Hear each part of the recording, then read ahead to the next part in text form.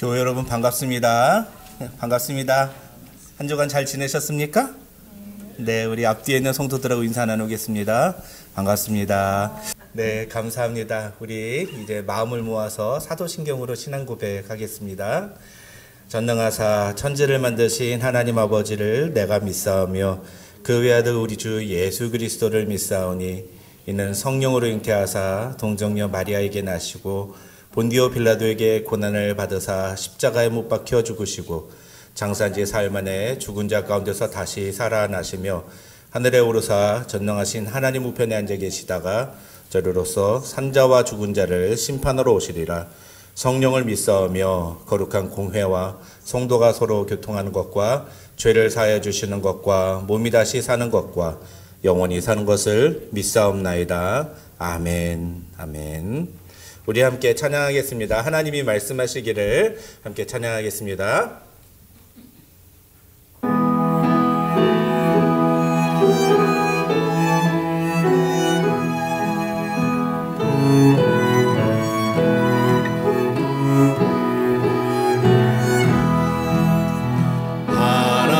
하나님이 말씀하시기를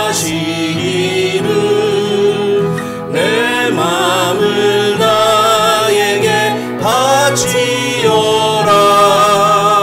너 어디 있든지 날 섬기며 기쁘게 날 항상 의지하라. 바치어라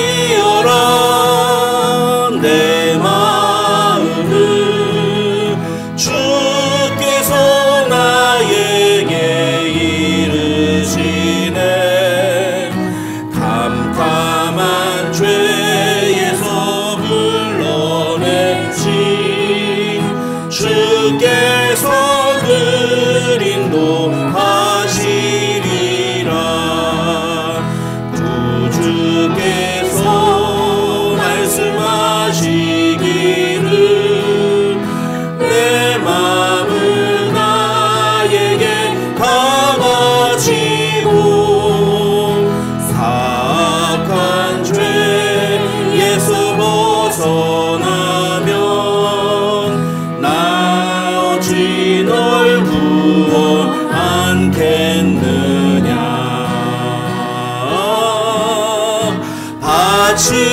바치어라 내 마음을 주께서 나에게 이르시네. 캄캄한 죄에서 불러내신 주께서 늘 인도하시리라.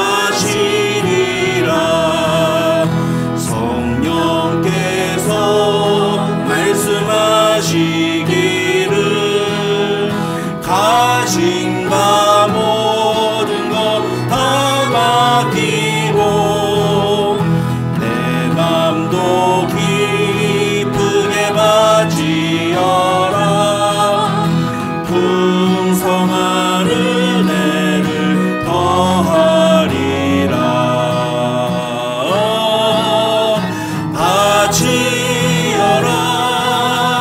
내 마음을 주께서 나에게 이르시네. 캄캄한 죄에서 불러내신 주께서 늘 인도하시리라.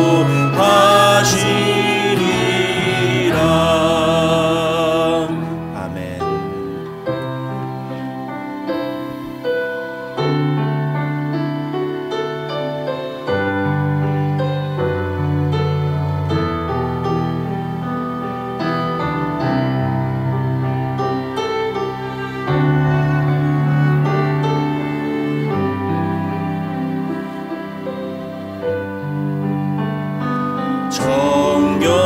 정결한 마음 주시옵소서. 오 주님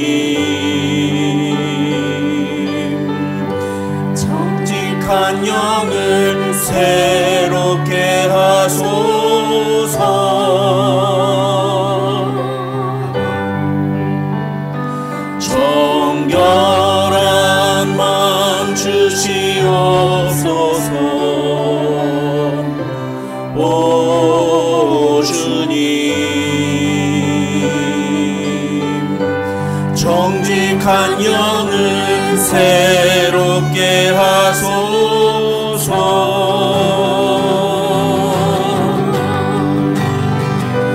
나를 주님 앞에서 멀리 하지 마시고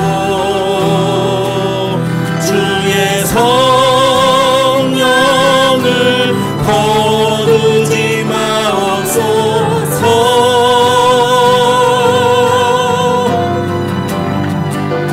그 구원의 기쁨 다시 회복시키시며 변치 않는 맘 내 안에 주소서. 정결한 마음 주시옵소서. 우리 오른손 들고 찬양합시다. 정결한 마음 주시옵소서. 오 주님, 정직한 영을 새롭게 하소서. 정결한 마음 주시옵소서. 정결한 마음 주시옵소서. 아멘. 오 주님, 정직한 영을 새롭게 하소서. 나를 주님 앞에서 나를 주님 앞에서 멀리 하지 마시고 주의 성령을 거두지 마옵소서.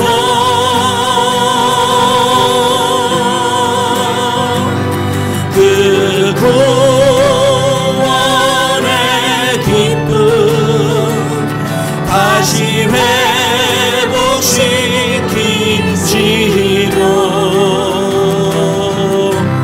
변치 않는 맘 내 안에 주소서. 하나님의 사랑이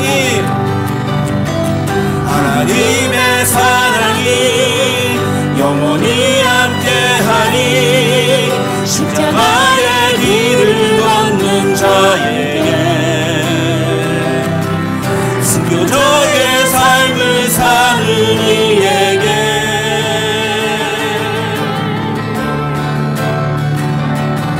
조롱하는 소리와 세상 유혹 속에도 주의 순결한 신부가 되리라. 내 생명 주님께 드리니. 내 마음의 주를 향한 내 마음의 주를 향한 사랑이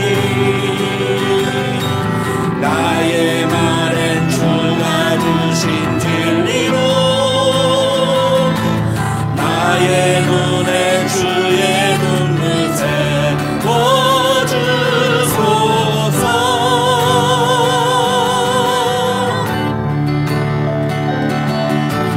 내 입술엔 찬양의 향기가 두 손에는 주를 닮은 섬김이 나의 삶에 주의 흔적 남게 하소서.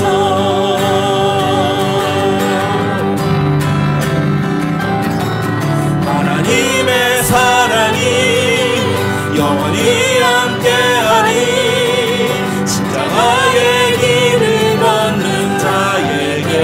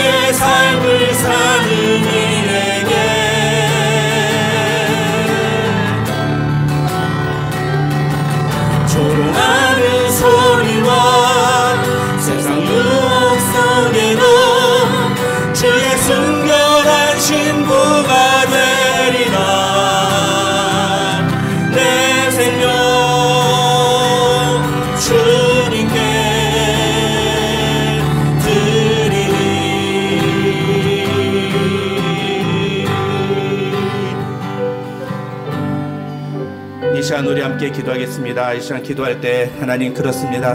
오늘도 우리가 주님의 순결한 신부가 되어 주 앞에 정결한 마음으로 나오는 하나님 이 예배 시간 되길 원합니다.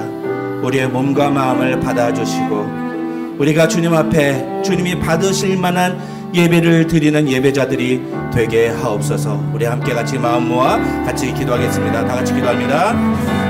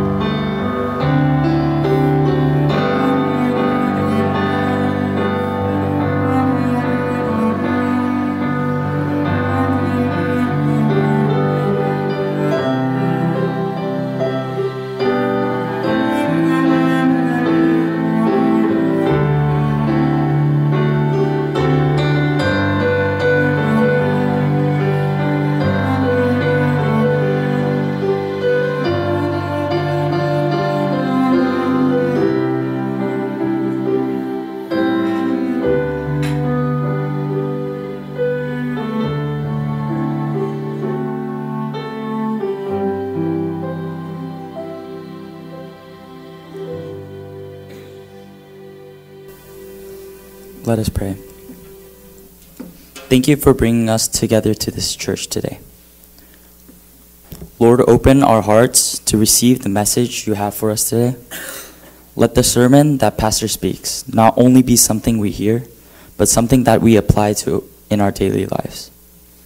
Let our mind and actions go toward your way of life, even when the road is tough or the pressures of life is pulling us away. Fill us with your understanding and let your love show through our decisions. Bring us together as one church today, bound together by your love. Bless our elderly with peace and health, and strengthen our youth with wisdom and courage to follow you. In our daily lives, through school, work, and other challenges, remind us to stay close to you. Whether in joy or in struggle, may we always turn to you for strength and direction. Lord, for those who are suffering, whether physically, emotionally, or spiritually, bring health and comfort to them, and give them the hope that comes from knowing you. You are great, and you are all things are possible through you. We place our faith in your plan and live in your name always. In Jesus' name we pray. Amen.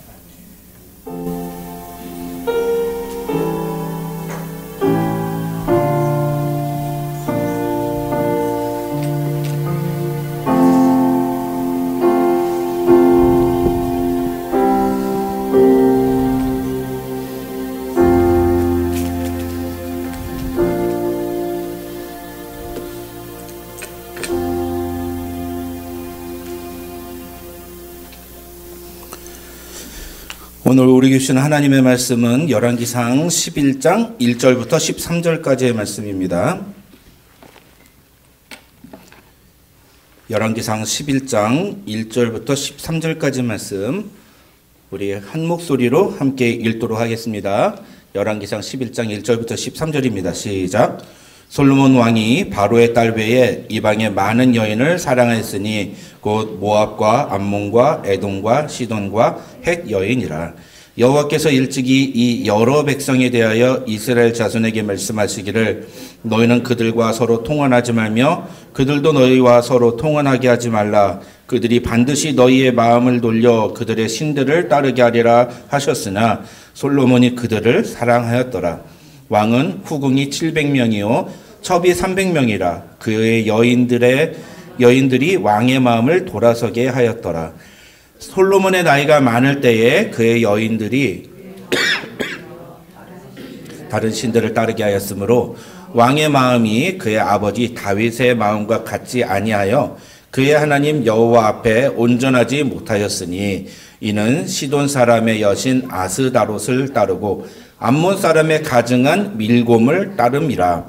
솔로몬이 여호와의 눈앞에서 악을 행하여 그의 아버지 다윗이 여호와를 온전히 따름같이 따르지 아니하고 모압에 가증한 금오스를 위하여 예루살렘 앞 산에 산당을 지었고 또 암몬 자손의 가증한 몰록을 위하여 그와 같이 하였으며 그가 또 그의 이방 여인들을 위하여 다 그와 같이 한지라 그들이 자기의 신들에게 분향하며 제사하였더라.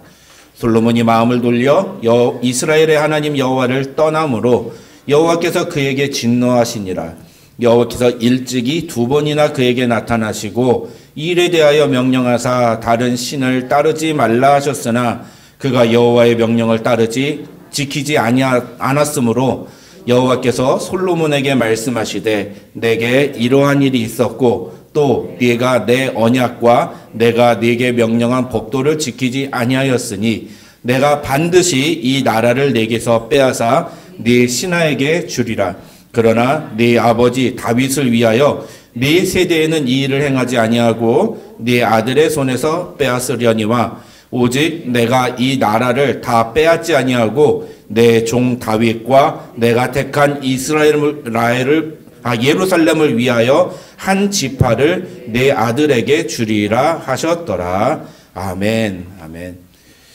제가 이 한국에서 이 다초점 렌즈를 바꿨는데 옛날에 뉴질랜드에서 맞출 땐 괜찮은데 한국에서 맞춘 게 안 맞아가지고 잘 이렇게 흐리게 보이고 막 그래요. 그래가지고 글자를 자꾸 많이 틀렸습니다. 성경 읽는데 여러분 양해해 주시기 바랍니다. 이제 오늘 우리 함께 읽은 본문 말씀 가지고 솔로몬의 타락 6번째 시간을 함께 살펴보겠습니다. 우리는 이제까지 솔로몬의 타락이라는 제목으로 5가지 내용을 살펴봤습니다. 주보에 다 나와 있죠, 여러분? 주보를 보시면서 참고해 주시면 감사하겠습니다. 첫 번째 주에는 우리가 두루왕 히람과의 거래, 솔로몬이 두루왕 히람과 거래한 내용들을 살펴보면서 솔로몬이 무시했던 것들에 대해서 살펴봤습니다. 솔로몬은 크게 4가지를 무시했습니다. 무엇을 무시했죠?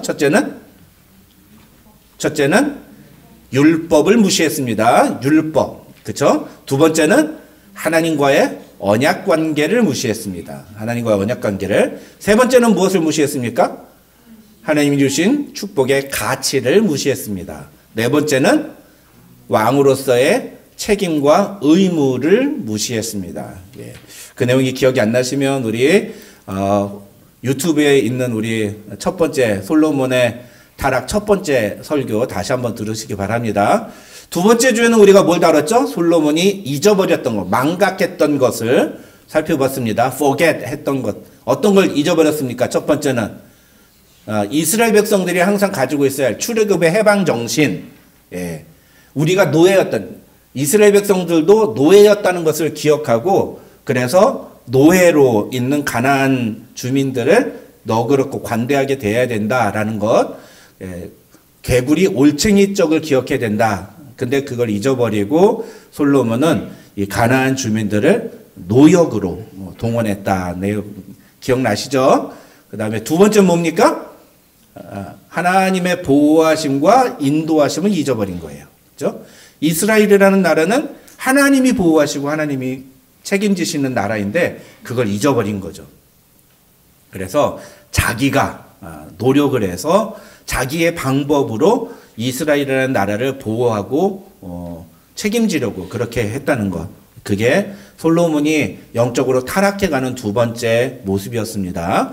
세 번째 주에는 무엇을 했습니까? 우리가 솔로몬이 절기제사를 철저히 드리는 모습을 보았습니다. 그런데 그와 동시에 이 에시온 게벨이라고 하는 해상 도시를 건축하고 그 도시를 통해서 이 해외 무역을 추진하면서 자신의 부를 추구하는 그런 솔로몬의 모습을 봤습니다. 이것이 뭐가 잘못이냐라고 했지만 사실은 솔로몬이 이 절기를 철저히 지켰다는 모습 속에는 그가 하나님 앞에서 하나님의 말씀과 상관없는 삶을 살면서도 외형적인 모습, 외적으로 드러나는 어떤 종교적인 행위에는 철저했던 그런 위선적인 솔로몬의 모습을 보았습니다. 그래서 그런 외적인 것만 지키면 자기가 내적으로 실제 삶은 어떻게 살든지 상관없다고 생각하는 그런 모습이 바로 위선적인 솔로몬의 모습이었다. 그게 솔로몬의 타락의 모습이었다. 이렇게 말씀드렸죠. 그 다음에 네 번째 주는 무엇을 다뤘습니까? 네 번째 주에는 솔로몬이 누렸던 지혜와 명성과 그 엄청난 부를 통해서 솔로몬이 서서히 변질되어가는, 솔로몬의 신앙이 서서히 변질되어가는, 가장 중요한 건 뭐예요? 하나님이 하지 말라는 명령을 알면서도 지키지 않는 그런 모습들.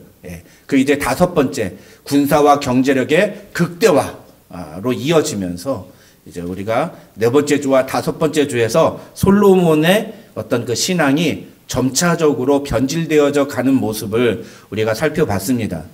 솔로몬의 신앙이 변질됐다는 것은 무엇을 통해 알 수 있습니까? 하나님이 분명히 이건 하지 말라고 하는 일인 줄 알면서도 그걸 하는 거예요. 하나님이 이렇게 하라고 했는데 그렇게 하지 않는 거죠. 하나님의 명령이 무엇인지를 알면서도 그걸 지키지 않는 겁니다. 알면서도 지키지 않는 것. 그게 솔로몬이 타락했다는 아주 분명한 증거라고 말씀을 드렸습니다. 이제 오늘 우리는 이제 솔로몬의 타락 여섯 번째 시간입니다. 솔로몬의 타락으로는 오늘이 마지막 주예요. 오늘 본문의 내용은 우리가 잘 아는 그 솔로몬의 1,000명의 부인들, 1,000명의 부인들에 대한 이야기입니다. 3절을 보시면 솔로몬은 후궁이 700명이며 첩이 300명이었다고 성경은 말합니다. 여러분, 사실 당시에 이 왕들은요, 여성들을 많이 거느리는 것이 그렇게 잘못된 일은 아니었어요. 대부분의 나라가 다 왕들은 이 여성들을 많이 이제 아내로 두고 자녀를 번식하는 것이 하나의 왕의 중요한 의무였죠. 심지어는요, 솔로몬의 아버지도 물론 1,000명까지는 아니었지만 성경에 나와 있는 공식적인 이름만 8명이었어요. 그러니까 다윗의 부인이 8명만이었겠습니까? 그 외에도 후궁과 또 첩들과 여러 명들이 있었겠지요. 그렇죠? 그러니까 다윗 역시도 이렇게 뭐 한 여자하고만 이렇게 정절을 지키고 그렇게 살았던 건 아닙니다. 당시 시대에서는 왕이 자손을 많이 번식시키는 것은 왕의 아주 중요한 의무 중에 하나였고 그것이 사회적인 통념이었죠. 그러니까 솔로몬이 뭐 1,000명의 후궁을 뒀다 하니까 우리가 막 대단하게 생각하지만 사실 그게 다 본부인은 아니잖아요. 성경에 보면 분명히 그 단어가 후궁과 첩이라고 구분이 되어 있거든요. 그러니까 그것을 꼭 그렇게 나쁘게만 볼 수 있느냐? 사회적인 관점에서 봤을 때 그렇지 않을 수도 있다는 거죠. 그러나 명백한 사실은 이 1,000명의 후궁과 첩을 두었다는 기록은 영적인 측면에서 봤을 때는 매우 심각한 그런 모습이다. 우리는 그렇게 말을 할 수가 있습니다. 가장 중요한 것, 이 1,000명의 여성들이 전부 다 이방인이다라고 말할 수 없을 거예요. 학자들도 그렇게는 말하지 않습니다. 그러나 그들 중 상당수가, 그들 중에 거의 대다수가 이방인이었을 것이라는 데는 동의합니다. 뭐 100% 다 전부 다 이방인이다 그렇게 말하진 않아요. 하지만 그들 중에 대부분이 이방 여인이었다는 것은 학자들도 다들 인정하는 부분입니다. 심지어 솔로몬은 어떻게 되겠습니까? 첫 번째 부인도 애굽 여자예요. 그래서 오늘 1절에 보면 뭐라고 그래요? 솔로몬 왕이 바로의 딸 외에라고 되어 있죠. 바로의 딸이 자신의 첫 번째 부인이에요. 첫 번째 결혼부터 이방 여자하고 결혼을 한 거죠. 그것이 하나님이 이방 여인과 결혼하지 말라고 명령하신 내용을 정면으로 어기는 내용이었습니다. 여러분 2절 말씀을 보면 하나님은 이렇게 말씀하세요. 너희는 그들과 서로 통혼하지 말며 그들도 너희와 서로 통혼하게 하지 말라. 그러면서 만약에 그렇게 이방 여인과 결혼을 하게 되면 그들이 반드시 너희의 마음을 돌려 그들의 신들을 따르게 할 것이다 라고 경고하셨습니다. 그러니까 왜 이방 여자하고 결혼하지 말라는 거예요? 이거는 단순히 어떤 그런 민족적인 차원의 문제가 아니라 영적인 차원의 문제였던 겁니다. 영적인 차원에서. 그래서 너희가 만약에 이방 여인과 결혼을 하면 그 여자들이 너의 마음을 꿰어서 너가 다른 신을 섬기게 만들 것이다. 근데 이 내용은 사실 하나님께서 이미 구약 성경에 여러 번 하신 말씀이었어요. 여러 번 경고하셨습니다. 출애굽기 33장 15절부터 16절, 신명기 7장 3절과 4절, 또 여호수아 23장 12절로 13절에 보면은 하나님은 또 여러 선지자들은 분명히 이방 여인과의 결혼을 금지했습니다. 성경은 명백하게 이스라엘 백성들은 이방 여인과 결혼하면 안 된다는 사실을 반복적으로 교육을 받아왔습니다. 그런데도 불구하고 솔로몬은 이방 여인들을 자신의 아내로 맞이했습니다. 그 이유가 무엇일까요? 왜 그렇죠? 우리는 보통 무엇 때문이라고 알고 있어요? 그게 당시에 어떤 솔로몬이 국제 정세 속에서 정략 결혼을 통해 가지고 지역과 이렇게 좋은 관계를 맺기 위해서 결혼을 했다. 그게 틀린 건 아니에요. 그것이 맞습니다. 그런데 성경을 보면은 아주 명백하게 솔로몬이 왜 그 여자들과, 그 이방 여자들과 결혼했는지에 대해서 명시를 합니다. 1절을 보면 뭐라고 되어 있어요? 솔로몬 왕이 바로의 딸 외에 이방의 많은 여인을 사랑하였으니. 이방의 많은 여인을 사랑하였으니. 다른 나라 여자가, 다른 민족의 여자가 너무 예뻤다는 거예요. 너무 좋았다는 거예요. 한 명도 아니고 많은 여인을 사랑했다. 또 2절도 보면 2절 맨 마지막 부분에 뭐라고 되어 있어요? 다시 한번 솔로몬이 그들을 사랑하였더라. 이거 명백하게 솔로몬이 그냥 정략적인 관계 속에서 이방 여인들과 결혼한 게 아니라는 거예요. 솔로몬도 남자라 그 여자가 마음에 들어서 좋아서 예쁘니까 결혼을 했다라는 겁니다. 그걸 피할 수 없다는 거예요. 게다가 우리가 지난주에 살펴본 신명기 17장 17절을 보면 하나님은 뭐라고 말씀하셨어요? 아내를 많이 두어 그의 마음이 미혹되게 하지 말 것이라 하고 하셨죠? 근데 솔로몬은 이 아내를 많이 두지 말라고 하는 명령도 분명하게 어겼습니다. 1000명이나 두었으니까요. 한 여자에 만족하지 않는, 절제가 없었던 거예요. 왕이니까 모든 게 가능하니까. 그냥 되는 대로 다 수집을 한 거죠. 수집이라고 하니까 좀 이상하신가요? 예. 수집이죠. 수집이죠. 왕이니까 다 할 수 있다는 거예요. 이게 오늘날 현실로 하면 뭐예요? 돈이 많으니까. 예. 사고 싶은 거 다 산다는 거예요. 돈이 많으니까. 내가 차가 좋아. 그러니까 막 그냥 슈퍼카. 한국의 무슨 대그룹 재벌은 슈퍼카가 막 뭐 100몇 대 뭐 이렇다는. 자기가 돈이 있으면 자기가 하고 싶은 대로 다 하는 거예요. 그게 솔로몬의 모습이었다는 거죠. 하나님은 분명히 아내를 많이 두지 말라. 네가 그런 이방 여자들을 많이 두면, 아내를 많이 두면 네 마음이 미혹될 것이다. 분명히 경고하셨어요. 그런데 솔로몬은 그런 하나님의 말씀을 따르지 않고 아내를 많이 두었어요. 그리고서는 결국은 그 여인들이 솔로몬의 마음을 돌려서 다른 신들을 따르겠다. 성경은 오늘 그렇게 얘기합니다. 4절을 보십시오. 4절을 보면 뭐라고 되어 있습니까? 솔로몬의 나이가 많을 때에 그의 여인들이 그의 마음을 돌려 다른 신들을 따르게 하였으므로 왕의 마음이 그의 아버지 다윗의 마음과 같지 아니하여 그의 하나님 여호와 앞에 온전하지 못하였으니라고 성경은 분명하게 말합니다. 이방 여인과 결혼한 것도 문제고 더 많은 여자들을 자기 아내로 삼은 것도 문제고, 더 중요한 건 뭐예요? 그 여자들 때문에 하나님으로부터 마음이 멀어지게 된 것도 문제라는 거예요. 솔로몬의 문제는 이런 삼중의 문제를 안고 있는 거죠. 오늘 본문에서 열왕기서의 저자는 이런 솔로몬의 마음을 하나님을 떠났다라고 표현합니다. 하나님을 떠났다는 거예요. 여러분, 근데 지난번에 우리가 살펴봤지만 솔로몬이 이렇게 마음을 떠났는데 매년마다 뭐 했다고요? 예, 절기 제사는 꼬박꼬박 지켰다고요. 마음은 떠났어요. 마음은 떠났는데 절기제사는 한 번도 빼놓지 않고 지킨 거예요. 그러니까 솔로몬이 자기는 괜찮다고 생각을 하는 거죠. 자기는 괜찮다. 왜?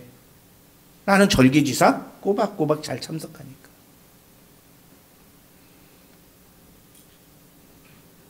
구절을 보시면 솔로몬이 마음을 돌려 이스라엘의 하나님 여호와를 떠남으로, 솔로몬이 여호와 하나님을 떠남으로 여호와께서 그에게 진노하시니라 라고 말합니다.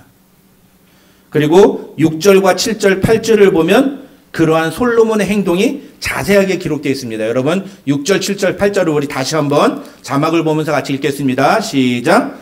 솔로몬이 여호와의 눈앞에서 악을 행하여 그의 아버지 다윗이 여호와를 온전히 따름같이 따르지 아니하고 모압에 가증한 그모스를 위하여 예루살렘 앞 산에 산당을 지었고 또 암몬 자손의 가증한 몰록을 위하여 그와 같이 하였으며 그가 또 그의 이방 여인들을 위하여 다 그와 같이 한지라 그들이 자기의 신들에게 분향하며 제사하였더라.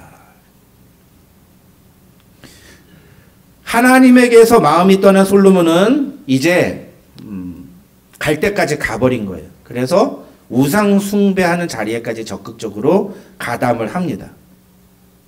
뭐 어떤 사람은 솔로몬이 직접적으로 그 우상에게 절했다는 내용이 나오지 않지 않냐 뭐 이렇게 얘기를 하는데 그건 참 누구 말 맞다나 비겁한 변명입니다. 벌써 이 정도 됐으면 하나님은 솔로몬이 우상 숭배에 가담했다고 말씀하시는 거예요. 이 정도로 했는데 솔로몬이 우상 숭배에 참여 안 했다고 얘기하는 게 말이나 됩니까 그게?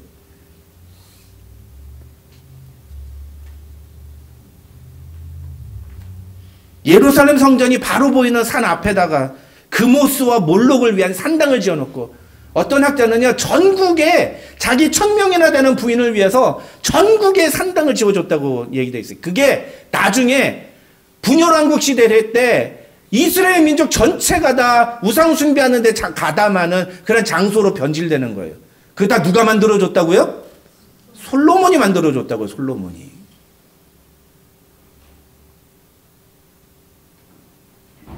심지어 9절을 보시면 하나님은 2번이나 솔로몬에게 이미 나타나셔서 경고하셨다고 말씀합니다. 그런데 솔로몬은 그 말씀을 듣지 않았죠.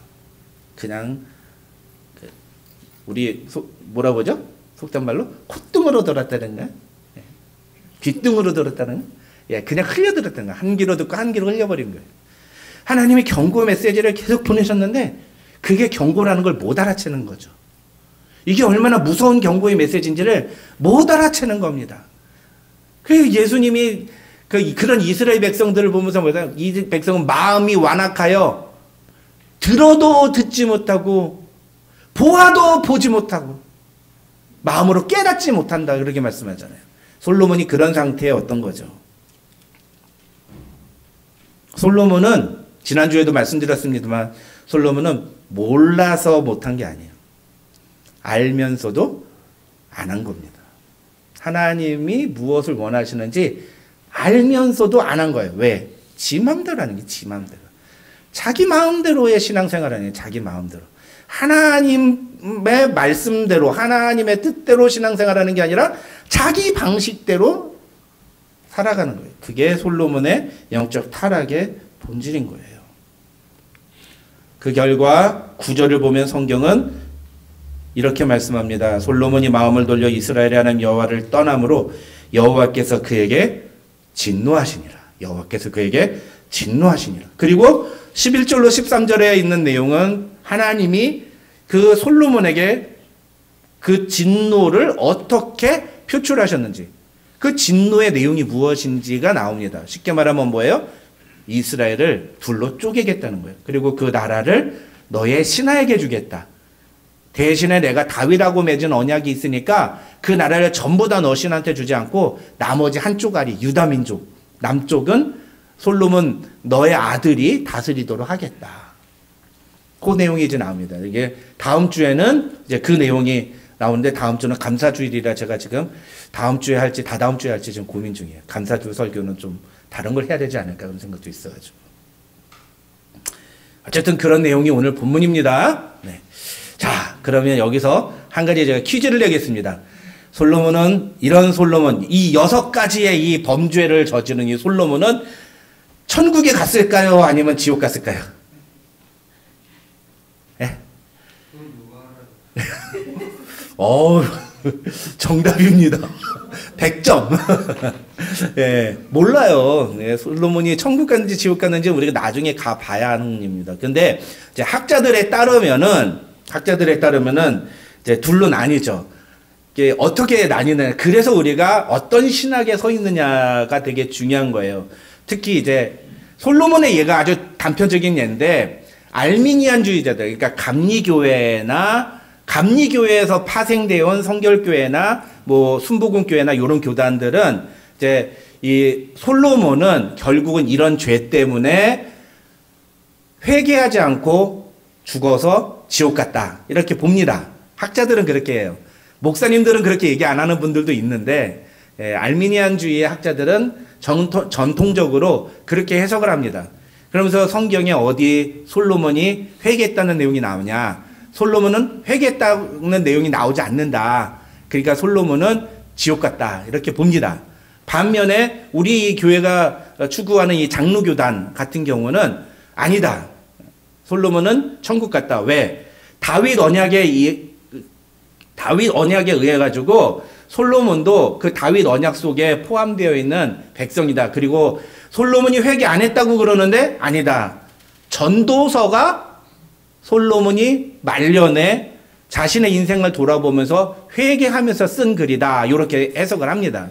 그래가지고서는 제가 속해 있는 이 장로교단에서는 솔로몬도 결국엔 회개를 하고 그리고 다시 하나님 앞에 돌아왔는데, 그럼 왜 열왕기서에서는 솔로몬이 회개한 내용이 나오지 않느냐? 그건 열왕기서의 목적 자체가 솔로몬의 영적인 실패와 그로 인해서 이 이스라엘 왕국이 어떻게 분열이 됐는지, 어떻게 멸망의 길로 갔는지를 보여주는 것이 목적이기 때문에, 그래서 솔로몬이 회개했다는 내용이 다 나오지 않는다. 왜냐하면 솔로몬도 그렇고 다윗도 그렇고 다들 그렇게 세세콜콜한 내용까지 다 나오진 않잖아요. 그러니까 그런 큰 관점에서 읽어야 된다.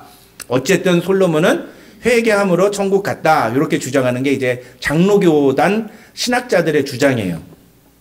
그런데 우리의 관심은 솔로몬이 구원 받았는지 못 받았는지 그게 아니죠. 우리 김영환 집사님 말씀하신 것처럼 그건 우리가 천국 가 보면 아는 일이에요. 나중에 가서 한번 우리 보자고요. 솔로몬이 거기 와 있는지 안 와 있는지. 그건 중요한 게 아니에요. 중요한 건 뭘까요? 중요한 건 하나님에 대한 열심이 특심했던 솔로몬. 세상에 솔로몬보다도 하나님께 헌신하고 봉사하고 예물을 많이 드린 사람이 있었나요? 아마 없었을 겁니다. 그렇죠? 그런데 그런 솔로몬도 이렇게 하나님으로부터 멀어졌다는 거예요. 그런 일이 벌어질 수 있다라는 거예요. 그게 얼마나 두려운 일이에요. 그게 얼마나 무서운 일입니까? 안 그렇습니까, 여러분? 그렇다면 솔로몬도 그럴 수 있다면 우리는 어떻습니까? 난 절대로 하나님에게서 멀어지지 않을 수 있다고 자신할 수 있습니까? 여러분, 바울이 뭐라고 걱정했습니까? 나는 열심히 이렇게 내 형제와 내 이웃을 위해서, 이방인들을 위해서 복음 전하는데 나중에 혹시나 나는 그 구원에서 제외될까 봐 나는 두렵다. 그렇게 얘기했잖아요. 항상 우리는 두려움 가운데 살아야 돼요. 그 두려움은 공포가 아니에요. 공포가 아니라 그 두려움은 우리 자신에 대한 경계심을 말하는 거죠. 자만하지 말라는 거죠. 나는 잘하고 있다. 나는 괜찮다. 라고 하는 그런 착각 속에서 자기가 영적으로 타락해져 가고 있다는 것조차 깨닫지 못하고 그렇게 멸망의 길로 가지 말고 차라리 내가 구원받은 사람이 맞나? 내가 정말 구원받은 자인가를 날마다 점검하고 회개하고 돌이키고 하나님 앞에 나아가고 구원받은 자다운 삶의 모습을 가져야 될 텐데 라고 하면서 살아가는 것이 그것이 오히려 올바른 태도라는 거죠. 그런 점에서 오늘 본문에서 우리가 정말로 중요해야 되는 것. 이 열왕기서의 저자가 오늘 본문에서 계속해서 반복하는 하나의 단어가 있어요. 뭔지 아십니까, 여러분? 예, 마음이라는 단어예요. 마음. 2절, 3절, 4절, 9절에서 이 열왕기서의 저자는 총 6번이나 마음이라는 단어를 계속 반복해서 사용해요. 솔로몬이 이방 여인을 데려오고 그 여자들 때문에 다 이렇게 하나님에게서 멀어진 게 무엇이라고요? 마음이 돌아선 것이다. 마음이 돌아. 이게 마음의 문제라는 거예요. 마음의 문제. 그래서 오늘 설교의 핵심은 결국은 마음이 문제라는 거예요. 마음이 문제. 솔로몬이 영적으로 타락한 것, 변질된 것은 결국 마음이 멀어졌기 때문이에요. 마음이 하나님께로부터 멀어졌다는 거예요.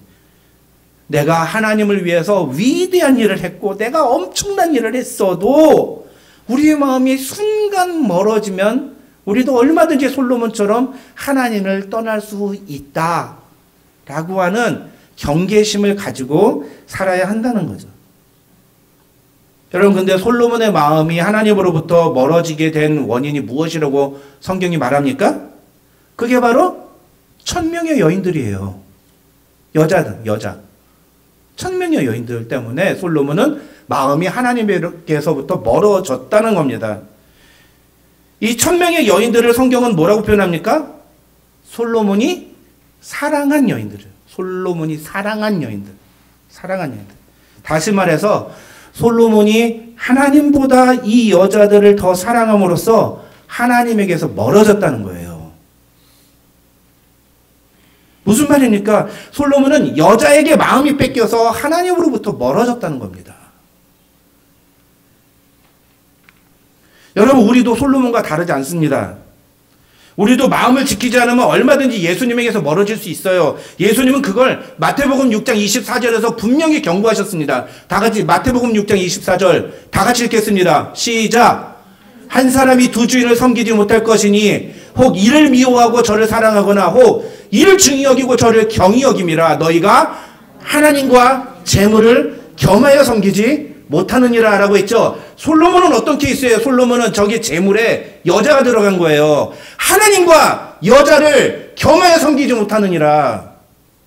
하나님과 부인을 겸하여 섬기지 못하느니라. 솔로몬은 그 1000명의 여자들 때문에 하나님에게서 멀어진 거예요. 여러분, 그렇다면 이 재물이라는 단어 대신에 들어갈 수 있는 게 뭐가 있을까요? 어떤 사람은 여자, 솔로몬은 여자였어요. 그럼 여러분은요? 여러분, 여자는 여자한테 빠지지 않잖아요. 그럼 여자는 또 뭐가 있어요? 예? 자식, 예. 또 돈, 성공, 명예, 출세, 행복, 가정의 평안, 뭐 이런 것들이잖아요. 그게 다 들어갈 수 있다는 거예요. 그런 것과 하나님을 겸하여 섬기지 못한다고요. 이게 성경이 명백하게 얘기하는 겁니다, 여러분. 근데 우리는 어째요? 우리는 어떻습니까? 우리 마음에. 제가 예전에 뉴질랜드에서 사역을 할 때 온천에서 이렇게 하루를 푹 쉬고 있는데 어느 날인가 여자 집사님을 만나게 됐어요. 그 여자 집사님하고 이제 온천에서 뭐 이런저런 얘기에다 삶이 좀 어려우시고 뭐 이래서 집사님 참 많이 힘드시죠? 그랬더니 그 집사님이 그러시더라고요. 목사님, 근데요, 저는요, 솔직히 말씀드려서요, 나는요, 하나님도 너무 사랑하는데요, 이 세상도 너무 좋아요. 왜 신앙은요, 하나님도 섬기고 세상도 사랑하고 이 두 개가 안 되는 걸까요? 제가 또 거기에 꽂혀가지고 일장연설을 했네요. 온천물 속에서 1시간 반 동안. 나중에 그 여자 집사님이 물 밖으로, 목사님, 제가 도저히 못 견디겠어요. 그 나오는데 온몸이 빨개. 제가 그때 죄송하더라고요. 근데 그분만 그럽니까? 우리 역시 마찬가지잖아요. 우리도 하나님도 사랑하고 세상도 사랑하고 싶잖아요. 하나님을 잘 믿고 싶은데 세상에서도 성공하고 싶잖아요. 그렇지 않습니까?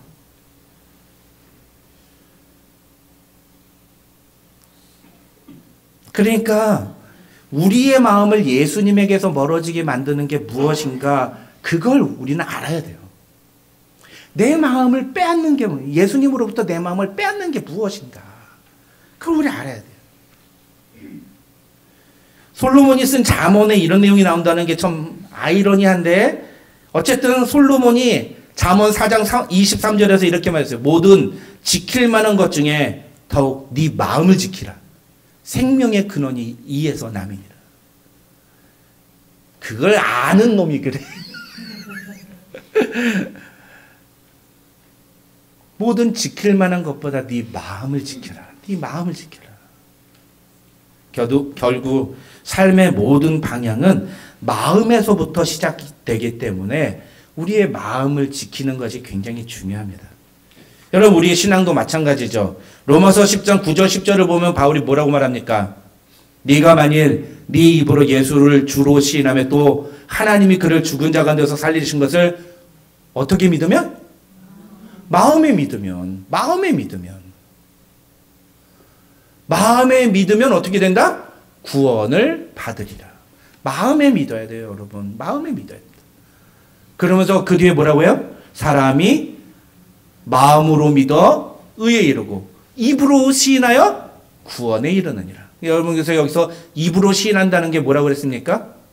행동이라고 했어요. 행동. 믿음과 마음으로 믿어. 그게 믿으면 믿음과 입으로 시인하는 행동이 함께 가야 그래야 의와 구원이 우리에게 함께 주어진다는 거예요. 믿는 대로 행동하는 게 중요하다는 거예요.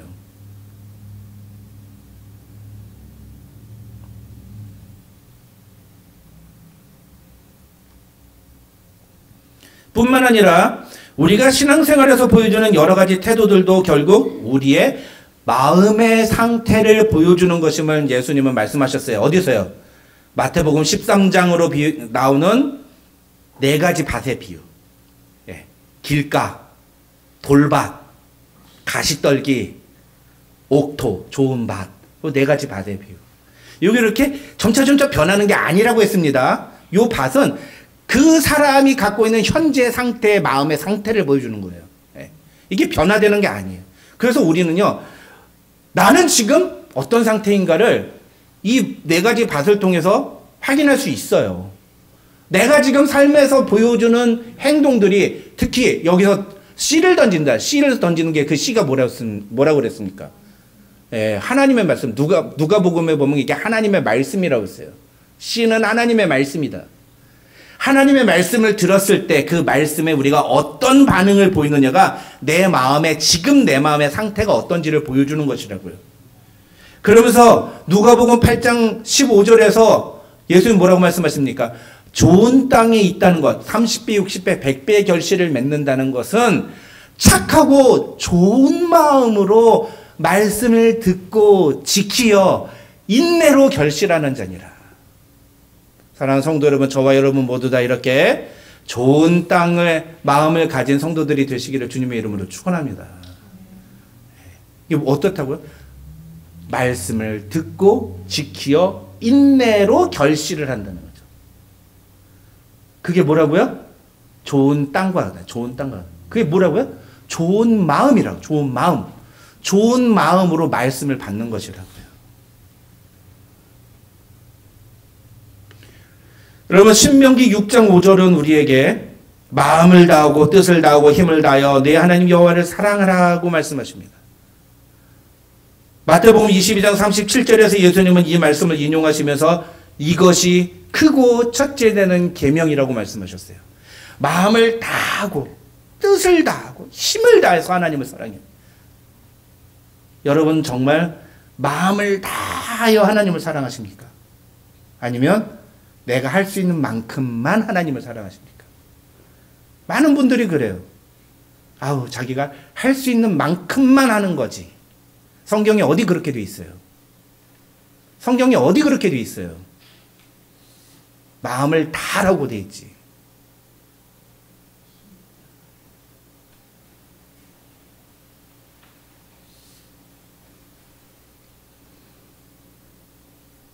문제는 무엇입니까? 하나님은 분명히 이렇게 말씀하시는데 우리는 그 말씀을 알고도 안 하는 거예요. 알고도. 그렇게 안 해. 내가 하고 싶은 만큼만 해. 내가 하고 싶으면 하고 하기 싫으면 안 하고. 말씀에 순종하지 않아요, 우린. 기본적으로 우린. 다시 한번 아까 누가복음 8장 15절 좋은 땅에 있다는 것은 착하고 좋은 마음으로 말씀을 듣고 지키어 인내로 결실하는 자니라.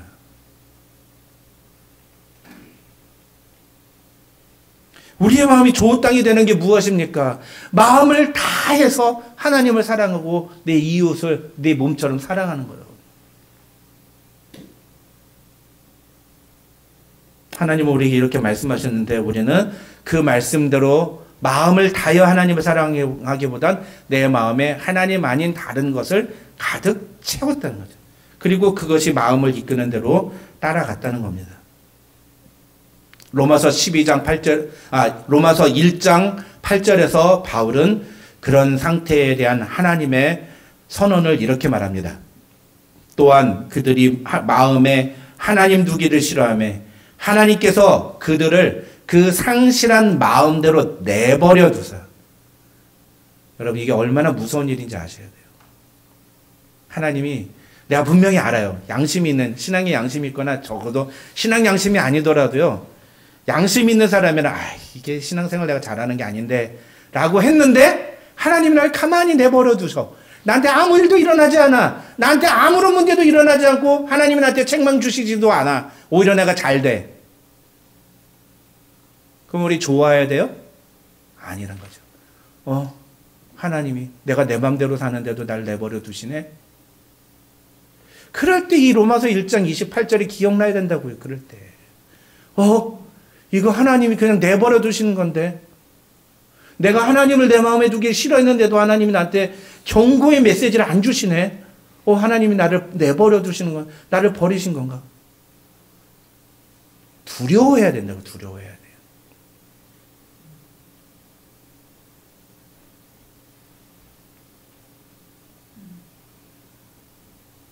우리가 예수 그리스도의 십자가의 은혜를 아는 자라면 우리는 어떤 삶을 살아야 합니까?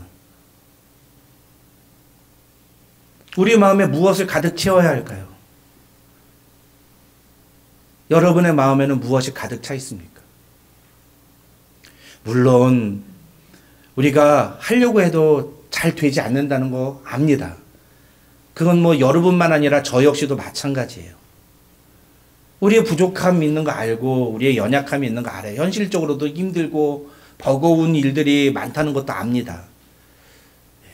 그렇지만 내 마음에 하나님, 내가 정말 하나님을 사랑하고 싶은데 내가 정말 그게 잘 따르지 않습니다. 안타깝습니다. 저도 안타깝습니다, 주님.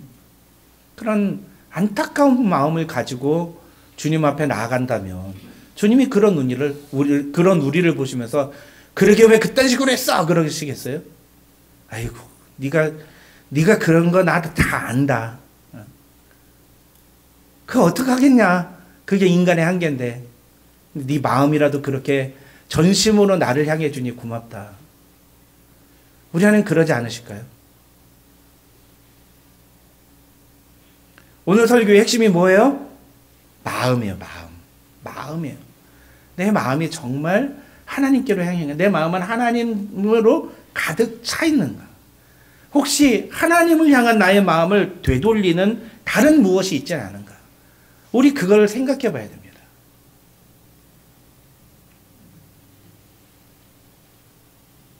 이건 나이 어린 아이들만의 문제는 아니에요. 나이 많은, 연세 많은 분들도 다 그런 것들이 있어요. 연세 들면 들수록 어떤 게 생깁니까? 귀찮음. 이 나이에 내가 무엇하리? 이런 생각이 들잖아요. 아니라고요. 주님 앞에 가는 순간까지 마음을 다해 끝까지 내가 주님 사랑하겠다. 그런 마음 가지셔야죠. 못하실 수 있어요. 80이라는 연세가 주는 70, 80대라는 그 고령이라는 그 육체가 갖고 있는 한계가 기본적으로 있기 때문에 많은 걸 하시라고 하는 게 아니에요. 그러나 본인이 스스로 하나님 앞에서 마음을 가지신 날마다 아침에 일어났을 때 하나님, 오늘도 하나님이 나에게 연장시켜 주신 이 하루를 내가 정말 최선을 다해 하나님을 위해 살기를 원합니다. 그런 마음으로 하루를 맞이해 보시라고요. 그 삶 속에 하나님이 기쁨 주시고 은혜 주시지 않겠습니까?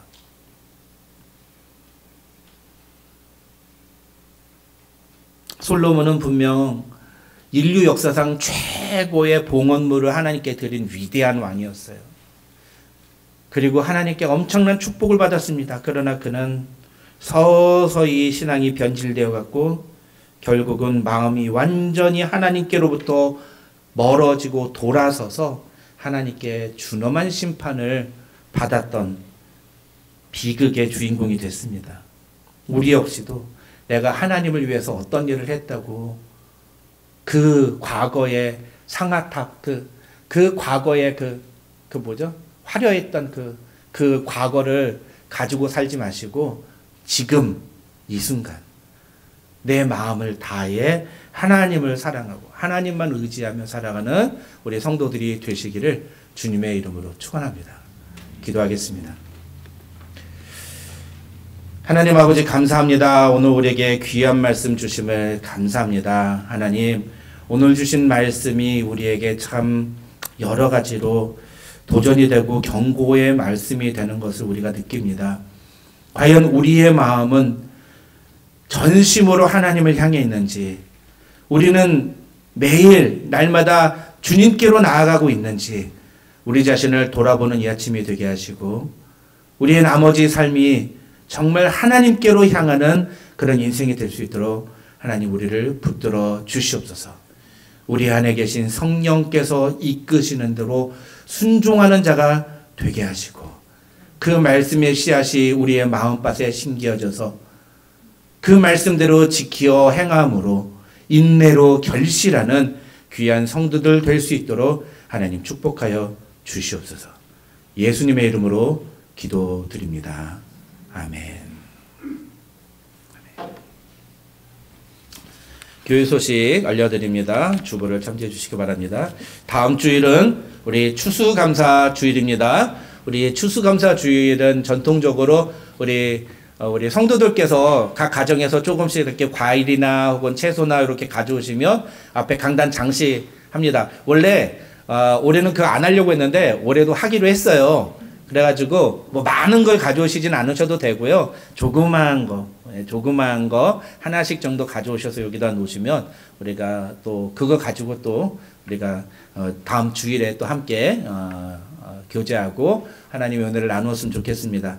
또 사실은 저는 이런 추수감사 주일이나 이런 절기를 별로 이렇게 중요하게 생각하진 않는데 그렇더라도 여러분 1년에 한 번 하나님께서 여러분의 인생에 지난 한 해 동안 하나님이 여러분에게 베풀어 주신 은혜가 얼마나 크고 감사한지를 한번 생각하면서 하나님께 특별한 감사의 그런 마음을 표현하는 그런 시간도 되셨으면 좋겠습니다. 또 다음 주일은 추수감사주일로 우리가 지킨다는 것 기억해 주시기 바랍니다. 여러 가지 문제로 힘든 시간을 보내고 있는 교우가정 위해서 함께 계속 기도해 주시고요. 또 새벽에 만나와 수요 기도에 적극적으로 참여해 주시기 바랍니다. 주보에는 나오지 않았는데 내년도 달력이 나왔습니다. 근데 많은 분들이 올해는 좀 탁상용을 좀 해달라 그렇게 주문을 하셔가지고 탁상용 60개 하고 벽걸이 40개를 만들었어요. 그래서 이렇게 하겠습니다. 그러니까 각 가정당 탁상용 3개. 예, 탁상용 3개 가져가도 돼요. 탁상용 3개. 우리가 20가정이 안 됩니다. 네, 가정당. 개인이 아니에요. 개인으로 가져가시면 안 돼요.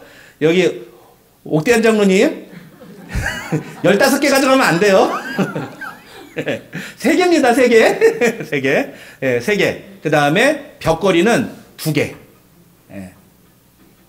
뭐 2개까지 필요 없다 그러면 하나만 가져가세요. 네. 그래가지고 자기가 필요한 만큼 양심껏 그렇게 해서 양심껏 그렇게 해서 가져가시고요. 예, 그래서 사실은 작년에 재작년에 제가 너무 숫자를 이렇게 짜게 했더니 또 우리 교회들 너무 양심적이어가지고 안 가져가시더라고요. 그래서 여러분 필요하신 대로 좀 가져가시는데 뭐 많이 필요 없다 하시는 분들은 좀 적게 가져가시고 해서 자유롭게 가져가시면 되겠습니다. 뒤에 박스에 있습니다. 감사합니다. 오늘 저기 그 물 다 없어졌나요? 네, 없어졌어요? 네, 감사합니다. 그러면은 평상시대로 이렇게 통행하셔도 되겠습니다. 자, 우리 다 같이 일어나셔서 정결한 마음 주시옵소서 함께 찬양하고 축도함으로 예배 마치겠습니다.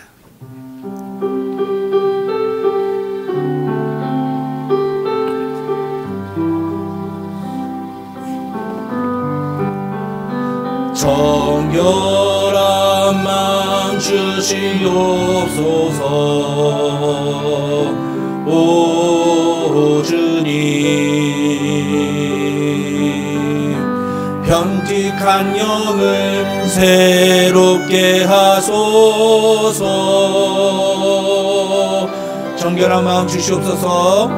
정결한 마음 주시옵소서. 오 주님, 정직한 영을 새롭게 하소서. 나를 주님 앞에서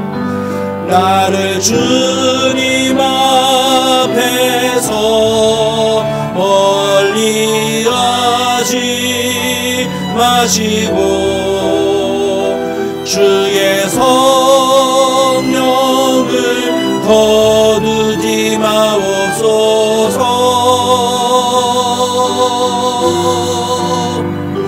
그 구원의 기쁨 다시 회복시키시고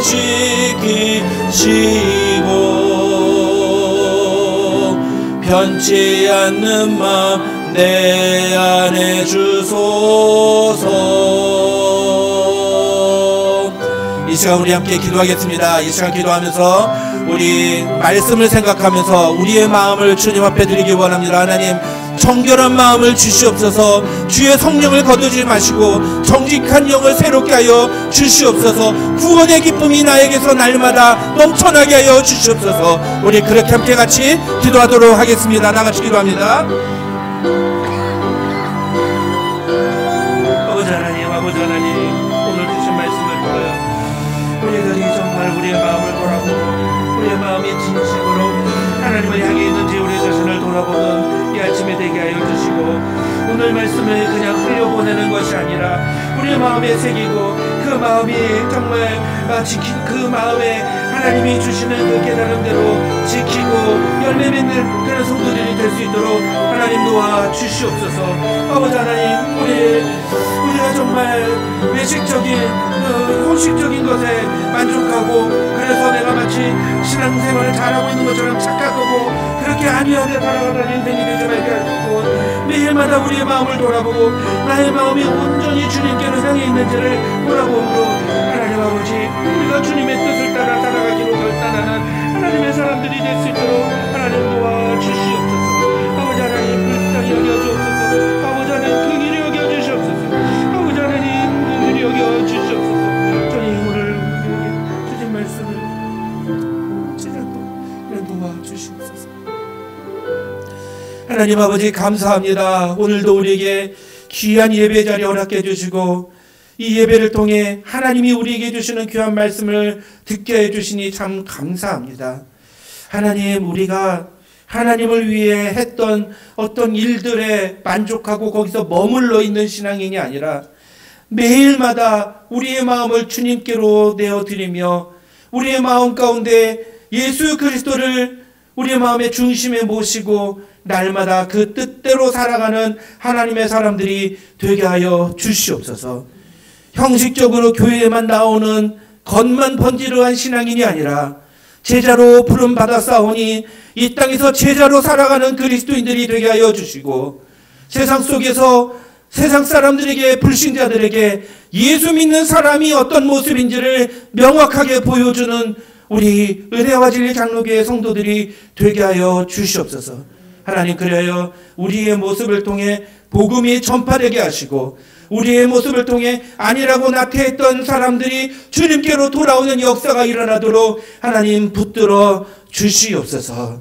하나님, 우리의 마음이 온전히 주님의 것임을 인정하고 내 삶의 모든 것이 주님의 것임을 고백하는 마음을 담아 오늘도 주 앞에 예물을 드리오니 이 예물 기쁘게 받아주시고, 하나님, 돈 몇 푼이 내 인생을 책임지는 것이 아니라 하나님이 내 인생을 책임지신다는 그 믿음을 고백하는 우리 모든 성도들 되게 하시고, 어려서부터 이 믿음의 신앙을 본받아서 돈에 얽매여 돈에 끌려다니는 인생이 아니라 하나님의 인생을, 하나님의 축복을 경험하며 살아가는 인생 될 수 있도록 하나님 붙잡아 주시옵소서. 삶에 힘들고 어려운 문제 있을 때마다 우리를 지키시며 우리를 인도하시며 우리를 보호하셨던 그 하나님께로 나아오는 성도를 되게 하시고, 그리하여 하나님의 전능하심과 하나님의 구원하심과 우리를 향하신 하나님의 그 크신 사랑이 얼마나 위대하신지를 날마다의 삶 속에서 우리가 체험하며 살아가는 귀한 성도들 되게 하여 주시옵소서. 지금은 우리 구주 예수 그리스도의 한이 없으신 은혜와 우리 아버지 하나님의 만극하신 사랑과 성령님의 감동, 감화, 교통 충만하신 은혜가 너희 무리 가운데 함께 있을지어다. 아멘.